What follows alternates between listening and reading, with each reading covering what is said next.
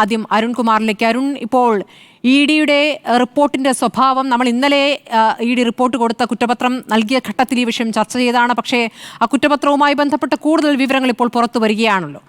ഈ പണത്തിന്റെ ഉറവിടം നോക്കേണ്ടത് ഇൻകം ടാക്സ് ആണ്, അത് തങ്ങളുടെ ജോലിയല്ല എന്നാണ് ഇപ്പോൾ ഇ ഡി പറഞ്ഞിരിക്കുന്ന റിപ്പോർട്ടിൽ ഉള്ളത്. യഥാർത്ഥത്തിൽ സംസ്ഥാന സർക്കാർ, സംസ്ഥാന പോലീസ് ഉറവിടം അന്വേഷിക്കണമെന്നാവശ്യപ്പെട്ടല്ലേ ഇ ഡിക്കും തെരഞ്ഞെടുപ്പ് കമ്മീഷനും കേന്ദ്ര ആഭ്യന്തര മന്ത്രാലയത്തിനും കത്തയച്ചിരുന്നത്? അതെ, പൂർണ്ണമായും.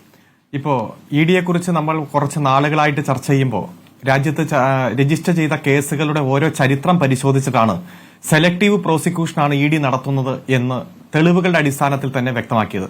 ചില കേസുകളിൽ ഇ ഡി അന്വേഷണം നടത്തും, FIR പോലും അതിന്റെ ഉള്ളടക്കം പ്രതിക്ക് പറഞ്ഞു കൊടുക്കില്ല. അതുപോലെ അറസ്റ്റ് ചെയ്യുമ്പോൾ പാലിക്കേണ്ട മാനദണ്ഡങ്ങൾ പാലിക്കില്ല. അറസ്റ്റ് ചെയ്യപ്പെട്ട ഒരു വ്യക്തിക്ക് ഭരണഘടനാ പ്രകാരവും സുപ്രീം കോടതി വിധി പ്രകാരവും കൊടുക്കേണ്ട ഒരു തരത്തിലുള്ള അവകാശങ്ങളും കൊടുക്കാറില്ല. അതുപോലെ വിചാരണ നീട്ടിക്കൊണ്ടുപോകും, കുറ്റപത്രം സമയത്ത് സമർപ്പിക്കില്ല. അത്തരത്തിൽ ഒരു കൃത്യമായിട്ട് ഒരു സെലക്ടീവ് പ്രോസിക്യൂഷൻ നടത്തുന്നത് നമ്മൾ പല ഘട്ടത്തിലും സൂചിപ്പിച്ചിട്ടുണ്ട്.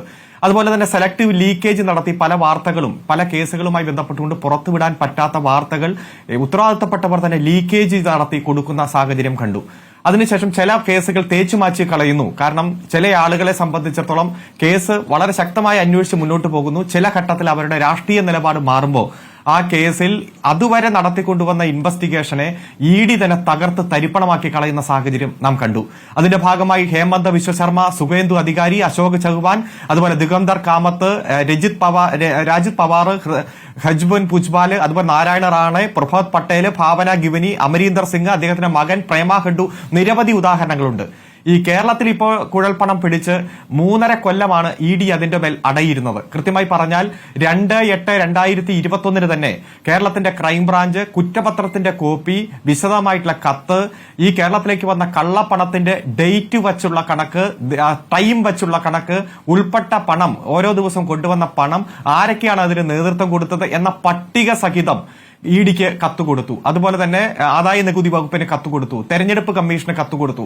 എന്നിട്ട് പറഞ്ഞു ഈ പണം അന്തർ സംസ്ഥാനത്ത് നിന്നാണ് വന്നിരിക്കുന്നത്, കേരളത്തിന് പുറത്തു നിന്നാണ്.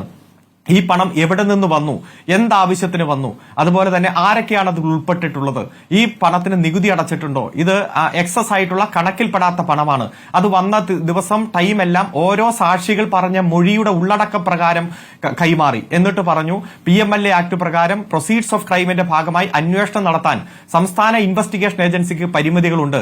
ഈ കവർച്ചയുമായി ബന്ധപ്പെട്ടുകൊണ്ട് 23 പ്രതികൾ, അതുപോലെ തന്നെ ഇത്ര സാക്ഷികൾ, ഇന്ന മൊഴികൾ, പിടിച്ചെടുത്ത പണം, അതുമായി ബന്ധപ്പെട്ടുകൊണ്ട് സ്വർണം വാങ്ങിച്ച പണം, വാച്ച്, അതുപോലെ മൊബൈല്, മറ്റു തൊണ്ടി സാധനങ്ങളെല്ലാം കണ്ടെത്തി അവ കുറ്റപത്രത്തിന്റെ ഒപ്പം സമർപ്പിച്ചിട്ടാണ് ഇ ഡിയോട് ഈ കേസിന്റെ തുടരന്വേഷണം നടത്തണം എന്ന് ആവശ്യപ്പെട്ടത്.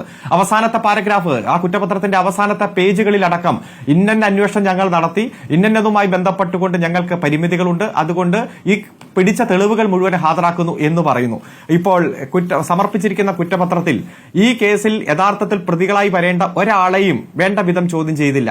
കാരണം ഇത് കവർച്ചാ കേസ് കേരളത്തിന്റെ പോലീസ് അന്വേഷിച്ചു. ഈ കള്ളപ്പണത്തിന്റെ സോഴ്സും അത് എങ്ങനെ ഇത്ര പണം കൊണ്ടുവന്നു, ആരാണ് ഇതിന്റെ ഉത്തരവാദി എന്ന് അന്വേഷിക്കുന്നതിന് പകരം അതിൽ കവർച്ചാ കേസിൽ സാക്ഷി പറഞ്ഞ BJPക്ക് അനുഭാവമുള്ള സാക്ഷികളുടെ മാത്രം മൊഴി രേഖപ്പെടുത്തി അവസാനിപ്പിക്കുന്നതാണ് നാം കണ്ടത്. എന്നിട്ട് ഏറ്റവും അവസാനം പറഞ്ഞത് ഇവിടെ ഏതെങ്കിലും ഒരു ട്രാവൻകൂർ പാലസിന് സ്ഥലം വാങ്ങിക്കാൻ പണമായിട്ട് വന്നതാണ് എന്നതാണ്. എന്നാൽ ആ ട്രാവൻകൂർ പാലസിന്റെ ഉടമ എന്ന് പറയുന്നത് സാക്ഷാൽ വെള്ളാപ്പള്ളി നടേശന്റെ മകൻ തന്നെയാണ്, തുഷാർ വെള്ളാപ്പള്ളിയാണ്. എന്നാൽ തുഷാർ വെള്ളാപ്പള്ളിയുടെ ഒരു മൊഴി രേഖപ്പെടുത്തണ്ടേ? തുഷാർ വെള്ളാപ്പള്ളി പറയണ്ടേ എനിക്ക് ഇങ്ങനെ ട്രാവൻകൂർ പാലസ് ഉണ്ട്, അത് വാങ്ങിക്കാൻ വേണ്ടി, അല്ലെങ്കിൽ ഞാൻ ആവശ്യപ്പെട്ടത് പ്രകാരം, അല്ലെങ്കിൽ എന്റെ നിർദ്ദേശപ്രകാരമാണ് ഈ പണം കൊണ്ടുവന്നത് എന്ന് പറയുന്നത്. ഇതുവരെ പുറത്തേക്ക് വന്നിട്ടില്ല എന്നുള്ളതാണ് നമുക്കതുമായി ബന്ധപ്പെട്ട് ലഭിക്കുന്ന വിവരം.